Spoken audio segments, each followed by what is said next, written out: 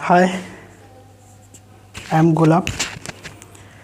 हमने अभी तक लेक्चर 4 टोटल कवर किया हूँ। आज लेक्चर 5 है, chapter 3 motion in one dimension, class 11 NCERT physics का। तो चैप्टर 4 तक हमने इंस्टेंटेनियस वेलोसिटी तक कवर किया।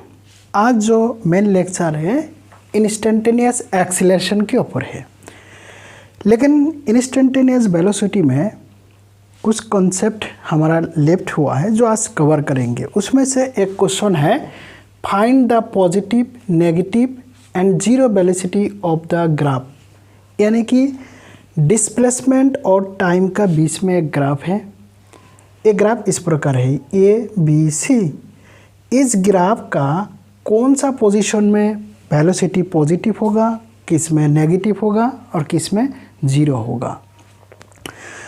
जब भी हम वेलोसिटी निकाल रहे थे इंस्टेंटेनियस वेलोसिटी, हम दो तरीक़े से निकालते हैं। एक तो अगर हमारे पास कोई इक्वेशन दिया रहता है तो हम इक्वेशन को क्या डेरिवेटिव करते हैं। जैसे फॉर एग्जांपल अगर दिया रहता s = t² + 1 तो हम वेलोसिटी क्या निकालते हैं ds/dt। लेकिन अगर हमारे पास ग्राफ है तो ग्राफ का वेलोसिटी निकालने के लिए हम क्या करते हैं, जिस पोजीशन में वेलोसिटी निकालना होता है उस पोजीशन में टेंजेंट खींचते हैं और टाइम एक्सिस के साथ जो एंगल है उसी का tan थीटा यानी कि tan एंगल वो हो गया वेलोसिटी। तो हमें यहाँ पर अगर वेलोसिटी निकालना है, याद रखना कि ये जो ग्राफ किसके बीच में होना चाहिए, डिस्प्लेसमेंट और टाइम के बीच में। तो डिस्प्लेसमेंट और टाइम का बीच में अगर ये पोजीशन में मुझे निकालना है तो यहाँ पर मैं क्या एक टेंजेंट खींचूंगा। इस टेंजेंट ने यहाँ पर जो एंगल बनाता है इस एंगल का tan थीटा, ये tan थीटा हो गया वेलोसिटी एट पॉइंट A। ठीक है। सेम अगर वेलोसिटी B पे निकालना है तो क्या करूँगा, B पे भी एक टेंजेंट खींचूंगा। इसका जो एंगल है वो एंगल हो गया velocity at B = tan theta. Same अगर C पोजीशन में मैं निकालना चाहता हूँ तो C पोजीशन में भी एक टेंजेंट खींचूंगा और वो जो T एक्सिस के साथ जो एंगल बनाया है वो एंगल का tan थीटा हो गया वेलोसिटी एज C। यहाँ पर थीटा अलग अलग है। इस जगह पर जो थीटा है ये वैल्यू 90 डिग्री से कम है। अगर ये T एक्सिस है और ये हो गया 90 डिग्री, ये हो गया 90 डिग्री से कम, ये हो गया 90 डिग्री से ज़्यादा, और दूसरा हो गया बिल्कुल T एक्सिस के साथ। अगर T एक्सिस के साथ है, T एक्सिस के साथ है तो उसको हम क्या मानेंगे, ज़ीरो। यानी कि जो एंगल 90 डिग्री से कम है तो उसको माना जाता है पॉजिटिव। यानी कि tan 90 डिग्री से कम है तो उसका वैल्यू हमेशा पॉजिटिव आता है। इसे क्या पता लगा, अगर हमारा जो स्लोप है, स्लोप का जो टेंजेंट है, अगर इस प्रकार टेंजेंट है तो हम क्या होगा पॉजिटिव, अगर इस प्रकार टेंजेंट है होगा नेगेटिव। तो C हो गया नेगेटिव और A हो गया पॉजिटिव। लेकिन B की केस में क्या होगा, B की केस में इसके साथ पैरेलल है, इसका मतलब tan 0 है और tan 0 का वैल्यू होता है 0। यानी कि B पोजीशन में जो वेलोसिटी होगा वो 0। तो A पोजीशन का वेलोसिटी ये हो गया पॉजिटिव, B पोजीशन का हो गया 0 और C पोजीशन का हो गया नेगेटिव। यहाँ तक क्लियर हो गया। एक चीज़ ध्यान देने वाली बात है, जो B पोजीशन है, ये B पोजीशन में डिस्प्लेसमेंट कितना है, मैक्सिमम है। तो किसी चीज़ का अगर मैक्सिमम है उसका अगर हम डेरिवेटिव करते हैं, क्योंकि इस जगह पर अगर डेरिवेटिव करना चाहूँगा तो velocity equal derivative of displacement, और डिस्प्लेसमेंट B पोजीशन में क्या है मैक्सिमम है, divided by dt with respect to time. Value क्या निकला 0, क्योंकि यहाँ पर स्लोप कितना है 0। तो मैथमेटिकली भी अगर किसी चीज़ का मैक्सिमम है उसका डेरिवेटिव किया जाता है तो हमेशा 0 हो जाता है। यही कॉन्सेप्ट नेक्स्ट क्वेश्चन में हम इस्तेमाल करेंगे। तो इसलिए एक ग्राफ और जो स्लोप है ये भी कोई बार हमें कंफ्यूज करता है। अगर स्लोप इस प्रकार है तो पॉजिटिव हमेशा, ये टी एक्सिस के साथ स्लोप है। अगर टी एक्सिस के साथ इस प्रकार है तो ये नेगेटिव, पैरेलल है तो 0। ठीक है, यहाँ तक क्लियर हो गया। तो हम देखते हैं नेक्स्ट क्वेश्चन।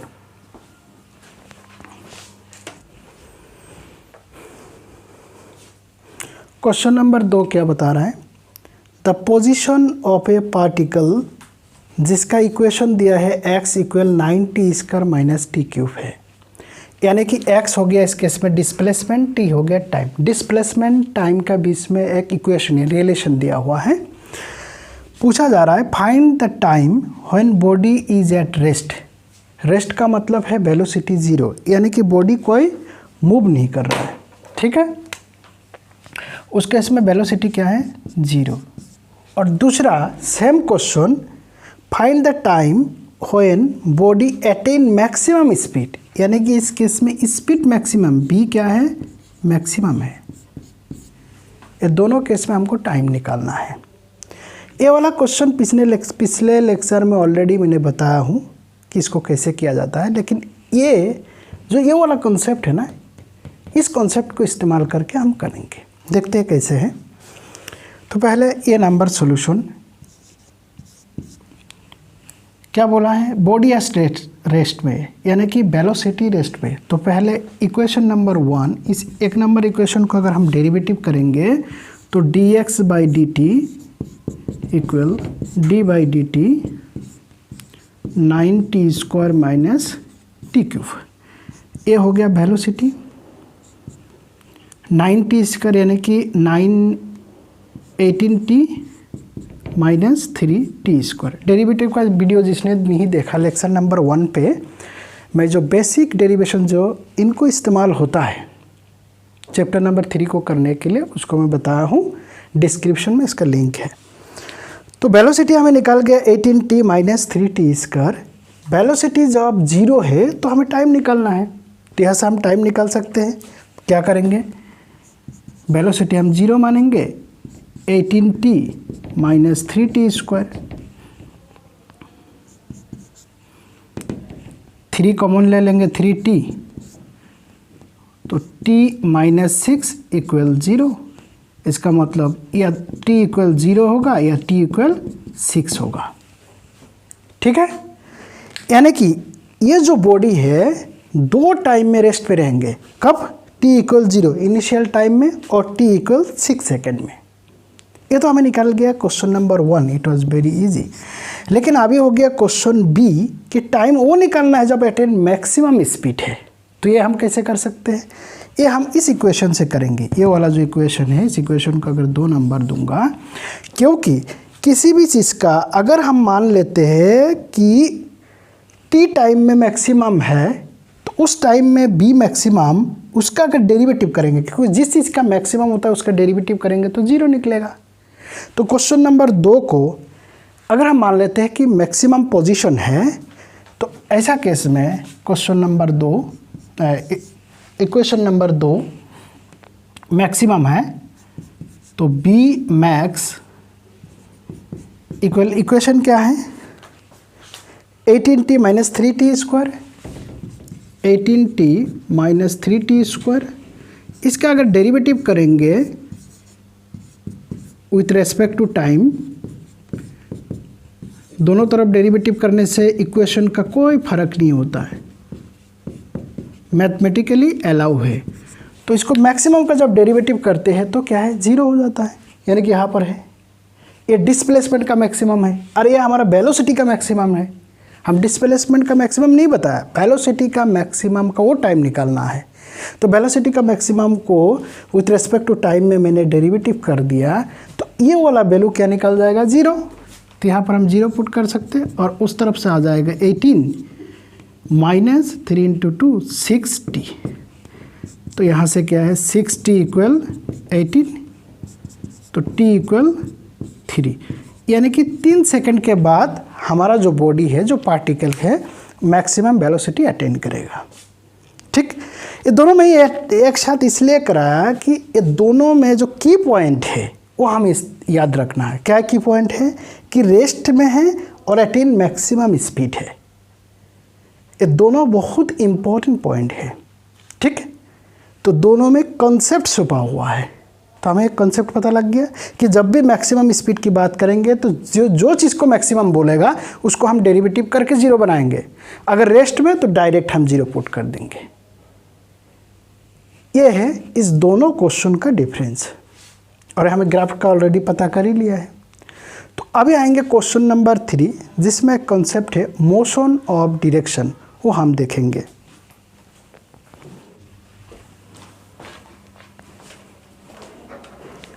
अभी देखेंगे क्वेश्चन नंबर 3 है, given S equal T cube minus 6t² plus 9t। एक इक्वेशन डिस्प्लेसमेंट ऑन टाइम का बीच में है किसी बॉडी का, जिसमें हमें पूछा गया है कि इस बॉडी कौन सा समय पर नेगेटिव डायरेक्शन की तरफ चलेंगे। अच्छा, नेगेटिव डायरेक्शन को पता करने के लिए क्या हम डिस्प्लेसमेंट से पता कर सकते हैं, वेलोसिटी से पता कर सकते हैं, या एक्सेलरेशन। उसके लिए हम देखेंगे, अगर ये हमारा डिस्प्लेसमेंट हो गया और ये ओरिजिन हो गया, तो यहाँ से किसी पर्सन या किसी बॉडी इस पोजीशन पर है, क्या ये प्लस है माइनस है। डिस्प्लेसमेंट के केस में अगर पोजीशन बोलेंगे तो जीरो से जो पीछे की तरफ है लेफ्ट में तो ये माइनस है और पॉजिटिव की प्लस है, लेकिन उसका मूविंग किस तरफ होता है वो हमें पता नहीं। ये बॉडी इस तरफ भी जा सकता है, इस तरफ भी जा सकता है। अगर इस तरफ जा रहा है टुवर्ड्स ओरिजिन की तरफ तो क्या है, पॉजिटिव डायरेक्शन होगा। अवे हो जाएगी तो नेगेटिव डायरेक्शन। यानी कि डायरेक्शन का पता हमें किससे पता लगता है, वेलोसिटी से, डिस्प्लेसमेंट से नहीं। डिस्प्लेसमेंट में तो उसका पोजीशन पता है कि जो ओरिजिन है, जो ऑब्जर्वर है, जहाँ से हम मेजर कर रहा है उससे कितना पीछे है, आगे है, कितना दूरी, कितना डिस्टेंस। लेकिन वो किस तरफ जा रहा है उसका डायरेक्शन कहाँ से पता लगेगा, वेलोसिटी। यानी कि मोशन ऑफ डायरेक्शन कहाँ से पता लगता है, वेलोसिटी से। तो ये क्वेश्चन में यही वाला कॉन्सेप्ट है कि ये बॉडी कौन सा समय पर कौन सा नेगेटिव डायरेक्शन की तरफ मूव करेंगे। तो हमें निकालना क्या है, इसका मतलब वेलोसिटी। वेलोसिटी से हम पता करेंगे कि कौन सा वेलोसिटी नेगेटिव है, किस किस टाइम के लिए। तो पहले हम इक्वेशन को डेरिवेटिव करते हैं। तो इक्वेशन को डेरिवेटिव करेंगे, यानी कि b इक्वल ds/dt। s के जगह हम पुट कर देंगे, क्या वैल्यू है, t³ minus 6t² plus 9t। Derivative करो, ये हो जाएगा 3t² माइनस 6 × 2 12t प्लस 9। ये इक्वेशन हो गया है। तो इक्वेशन अगर नेगेटिव डायरेक्शन का, इसका मतलब जो वेलोसिटी v का वैल्यू है ये लेस देन 0 है तभी नेगेटिव होगा, ग्रेटर देन 0 पॉजिटिव होता है। तो ये वाला वैल्यू को हम मान लेते हैं कि नेगेटिव है। तो 3t² minus 12t plus 9 less than 0। अगर 3 को मैं कॉमन ले लेता हूँ तो t² minus 4t plus 3 less than 0। तो 3 जाके डिवाइड हो जाएगा। ये क्या है, क्वाड्रिक इक्वेशन है। इतना मैथमेटिक्स, बेसिक मैथमेटिक्स है, हमें करना तो आना ही चाहिए। तो t² minus 3t minus t plus 3 less than 0। अगर मैं t कॉमन ले देता हूँ, t माइनस 3, यहाँ पर -1 कॉमन लेता हूँ तो t माइनस 3 लेस देन 0। तो इस पोजीशन में आके हम क्या कॉमन ले सकते हैं, t माइनस 3 दोनों जगह हैं, और t माइनस 1 लेस देन 0। ये हमें एक इक्वेशन बना है। इस इक्वेशन में हम देखेंगे कि कौन सा केस में ये नेगेटिव डायरेक्शन की तरफ चल रहा है। पहले हम केस देखते हैं कि अगर t का वैल्यू मैंने 3 से अबव रखता हूँ तो ऐसा केस में क्या होगा। t का वैल्यू अगर मैं 4 रखता हूँ तो 4 माइनस 3 क्या है, पॉजिटिव है, 1 है। 4 माइनस 1 पॉजिटिव है। तो ऐसा कंडीशन नहीं हो सकता, वेलोसिटी ऐसा कंडीशन लेस देन 0 नहीं है।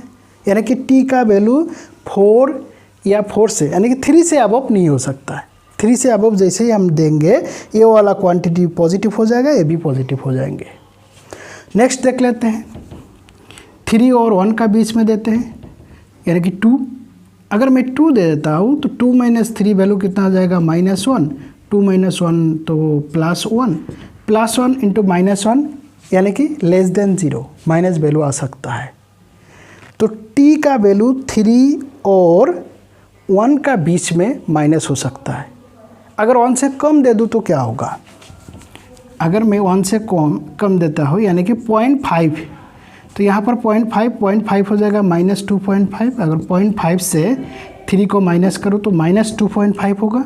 0.5 से 1 को माइनस करने से क्या होगा, -0.5 हो जाएगा। और दोनों प्रोडक्ट करने से माइनस इंटू माइनस क्या पॉजिटिव है। तो ऐसा केस में भी इस टर्म को हम नेगेटिव नहीं होगा। तो नेगेटिव एक ही कंडीशन में हो रहा है, t का वैल्यू 1 से ज़्यादा और 3 से कम है। ऐसा कंडीशन में हम क्या कर सकते हैं, इस ड्यूरेशन में हमारा जो बॉडी है कौन सा डायरेक्शन में जाएगा, नेगेटिव डायरेक्शन में। तो ये हो गया मोशन ऑफ डायरेक्शन का। तो कभी भी अगर मोशन रिगार्डिंग बॉडी कब मूव कर रहा है, नेगेटिव में कब पॉजिटिव में, इनको निकालना है तो हमें किसको कंसिडर करना है, वेलोसिटी को, ना कि डिस्प्लेसमेंट को। वेलोसिटी से किसी भी पार्टिकल का मोशन को पता कर सकते हैं। ठीक है, क्लियर हो गया। तो अभी हम देखेंगे मेन हमारा जो टॉपिक है आज का, उसमें हम देखेंगे हमारा टॉपिक क्या है, एक्सेलरेशन है, इंस्टेंटेनियस एक्सेलरेशन। एक्सेलरेशन का अगर हम डेफिनेशन देखते हैं तो change in velocity with respect to time, यानी कि rate of change of velocity. Acceleration का जो डेरिवेटिव है rate of change of velocity, यानी कि final velocity minus initial velocity, final time minus initial time, ये बोला जाता है एक्सेलरेशन। इसको शॉर्ट में ΔV/ΔT। इस डेल्टा टाइम अगर हम कम मानते हैं तो ऐसा कंडीशन में जो एक्सेलरेशन बनता है उसको बोलता है इंस्टेंटेनियस एक्सेलरेशन। तो ये कौन सा एक्सेलरेशन हो गया, एवरेज। दूसरा कौन सा है, इंस्टेंटेनियस। इंस्टेंटेनियस एक्सेलरेशन का मतलब है ये डेल्टा टी का टाइम, छोटा टाइम, बहुत स्मॉल टाइम के लिए क्या चेंज हो रहा है।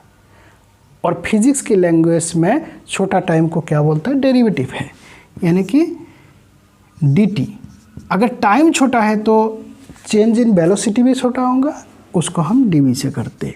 यानी कि derivative of velocity with respect to time, that is called acceleration, instantaneous acceleration.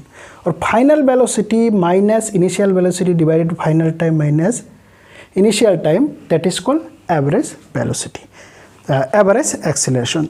वैसे ही जैसे हमने एवरेज वेलोसिटी और एवरेज इंस्टेंटेनियस वेलोसिटी स्टडी के, सेम एवरेज एक्सेलरेशन और इंस्टेंटेनियस एक्सेलरेशन सेम कॉन्सेप्ट है। अभी हम एक बार देखेंगे कि ग्राफ में इसका कॉन्सेप्ट कैसा है, ग्राफ से हम कैसे इसको पता करते हैं। तो हमने ऑलरेडी स्टडी कर दिया वेलोसिटी की केस में। वेलोसिटी किस किस के बीच में होता है ग्राफ, डिस्प्लेसमेंट और टाइम का बीच में। इसमें दो तरह का हमने ग्राफ बनाया था, एक ग्राफ तो इस प्रकार थे और दूसरा ग्राफ कौन सा था, कार्व्ड थे। तो इस दोनों ग्राफ का क्या डिफरेंस है, इस ग्राफ में जो डिस्प्लेसमेंट टाइम ग्राफ का जो स्लोप है हर एक जगह एक है, तो स्लोप से हमें क्या निकला था, वेलोसिटी। तो velocity equal slope equal ds/dt। Displacement with respect to time में जो डेरिवेटिव ऑफ वेलोसिटी था, और ऐसा केस में ये वेलोसिटी क्या था, कांस्टेंट था। इस केस में किसी भी पोजीशन में हर एक जगह इसका वेलोसिटी अलग था, क्योंकि हर एक जगह का जो टेंजेंट इसमें अलग अलग एंगल बनाता है, स्लोप अलग है। तो इसका भी निकालने के लिए वहाँ पर टेंजेंट जो एंगल बना था वही है slope. Slope equal tan theta equal ds/dt उस पोजीशन में। इस केस में वेलोसिटी क्या है, कांस्टेंट नहीं था। ये जो वेलोसिटी निकला था ये वेलोसिटी क्या है, वेरिएबल है। सेम हम एक्सीलरेशन की केस में, लेकिन एक्सीलरेशन के केस में ग्राफ किस किस के बीच में होगा, वेलोसिटी और टाइम का, कंफ्यूज नहीं होना। डिस्प्लेसमेंट टाइम ग्राफ हमें क्या देता है, वेलोसिटी, और वेलोसिटी टाइम ग्राफ हमें क्या देगा, एक्सीलरेशन। अभी हम देखते हैं, सेम है, तो यहाँ पर डिस्प्लेसमेंट की जगह वेलोसिटी आएगा, यहाँ पर टाइम आ जाएगा, तो यहाँ पर जो स्लोप निकलेगा ये स्लोप क्या देगा, dv/dt, जिसको हम क्या बोल रहे हैं, एक्सीलरेशन।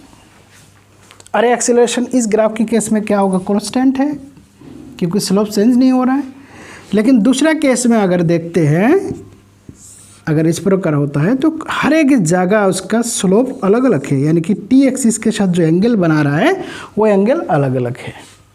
एंगल अलग है, इसका मतलब क्या अलग है, एक्सीलरेशन अलग होगा, यानी कि इस केस में एक्सीलरेशन, इस केस में भी slope equal dv/dt equal acceleration equal variable है। जहाँ पर वेरिएबल आता है वहाँ पर दो तरह का हमें एक्सीलरेशन मिलता है। कौन सा, एक एवरेज है और एक इंस्टेंटेनियस है। एवरेज का मतलब इस पीरियड से लेके इस पीरियड तक, यानी कि इस टाइम से लेके, अगर t1 से लेके t2 तक एक एवरेज एक्सीलरेशन क्या है, rate of change of velocity क्या है इस ड्यूरेशन। अगर मैं फिक्स्ड किसी एक डायरेक्शन का बोलता हूँ, स्पेशली मान लेते इस टाइम पर, यहाँ अगर हमारे पास t3 टाइम है, एग्जैक्ट t3 टाइम में कितना एक्सीलरेशन होगा उसको बोलते हैं इंस्टेंटेनियस एक्सीलरेशन, जिसका फॉर्मूला हम किससे निकालेंगे, dv/dt। ठीक, अभी कुछ मैथमेटिकल करेंगे जिससे हमें इसका कॉन्सेप्ट क्लियर हो जाएगा। तो इसमें दोबारा बता रहा हूँ, डिस्प्लेसमेंट टाइम ग्राफ बता रहा है वेलोसिटी, और वेलोसिटी टाइम का ग्राफ जो, उस ग्राफ से हम क्या निकाल सकते हैं, एक्सीलरेशन। क्लियर हो गया। तो अभी क्वेश्चन करो।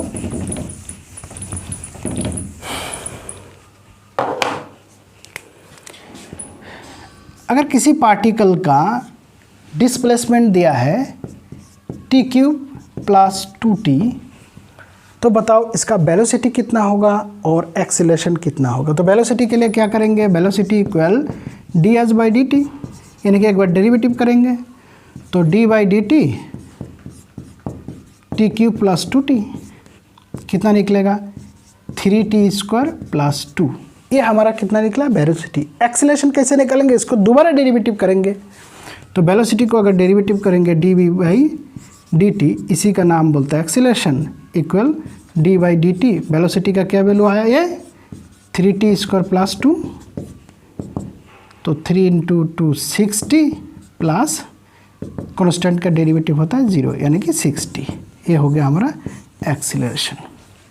ठीक है, तो हमको क्या पता लगा कि अगर डिस्प्लेसमेंट टाइम का इक्वेशन देता है तो हम क्या निकाल सकते हैं, वेलोसिटी भी निकाल सकते हैं, एक्सीलरेशन भी निकाल सकते हैं। अभी इस कंडीशन में ऐसा भी पूछा जाता है, बताओ एक्सीलरेशन 3 सेकेंड में कितना होगा, 3 सेकेंड में, तो एक्सीलरेशन एट टाइम 3 सेकेंड, तो हम इस इक्वेशन में पुट कर देंगे 1 नंबर में, तो क्या हो जाएगा, एक्सीलरेशन a = 6 × 3, 18 सेकेंड। ऐसे भी पूछ सकता है, बताओ एक्सीलरेशन 2 सेकेंड से लेके 4 सेकेंड के बीच में कितना एवरेज एक्सीलरेशन है, एवरेज एक्सीलरेशन कितना है। ऐसा कंडीशन में क्या करेंगे, एवरेज एक्सीलरेशन का जो फॉर्मूला हो वो दूसरा है। क्या फॉर्मूला है, एवरेज एक्सीलरेशन का फॉर्मूला एक्सीलरेशन इक्वल ΔV/ΔT, यानी कि b 4 सेकेंड में वेलोसिटी कितना रहा है, -2 सेकेंड में वेलोसिटी कितना, डिवाइडेड बाई 4 सेकेंड -2 सेकेंड, यानी कि t4/t2। तो इसके लिए हम कौन सा इक्वेशन यूज़ करेंगे, वेलोसिटी वाला इक्वेशन, ए वाला इक्वेशन। अगर मैं इसको इक्वेशन 2 नंबर में हमें क्या है, वेलोसिटी इक्वल 3t² + 2, इसलिए एवरेज और इंस्टेंटेनियस से कंफ्यूज नहीं होना। एवरेज में हम वेलोसिटी वाला इक्वेशन से हम निकालेंगे कि यहाँ पर क्या पुट कर देंगे, 4 सेकेंड में कितना वेलोसिटी है, फिर 2 सेकेंड में कितना, 4 सेकेंड वाला वेलोसिटी से 2 सेकेंड वाला वेलोसिटी माइनस करेंगे, जो वैल्यू निकलेगा उससे 4 - 2 यानी कि 2 से डिवाइड करेंगे। करो इसको, साथ साथ में ज़रूर नोट डाउन करना।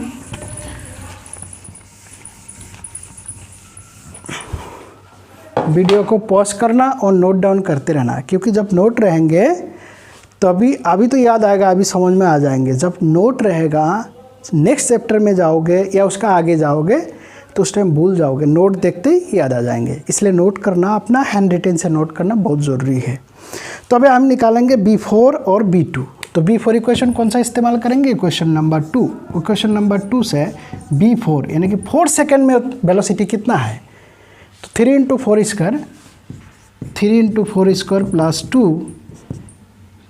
3 × 16 प्लस 2, 3 × 6 18, 3 के 3 8, 48 प्लस 2 यानी कि 50। ये 50 हो गया B4। तो अभी निकालेंगे B2, 3 × 2 स्क्वायर प्लस 2, 3 × 4 प्लस 2, 12 14। तो डेल्टा B कितना आ जाएगा? B4 minus B2। B4 कितना है? 50, और इससे हम 14 माइनस कर देंगे तो 6 हो जाएगा, 4 में 36 हो गया डेल्टा B। और डेल्टा T हमें कितना है? 4 - 2 यानी कि 2 सेकेंड। तो हमें एवरेज एक्सीलरेशन कितना निकलेगा? Acceleration average equal delta B 36 divided by delta T 18। Unit होता है मीटर पर सेकेंड स्क्वायर। एक्सीलरेशन का जो यूनिट होता है वो मीटर पर सेकेंड स्क्वायर, वेलोसिटी का होता है मीटर पर सेकेंड। ठीक है, तो एवरेज एक्सीलरेशन हमने निकाल दिया।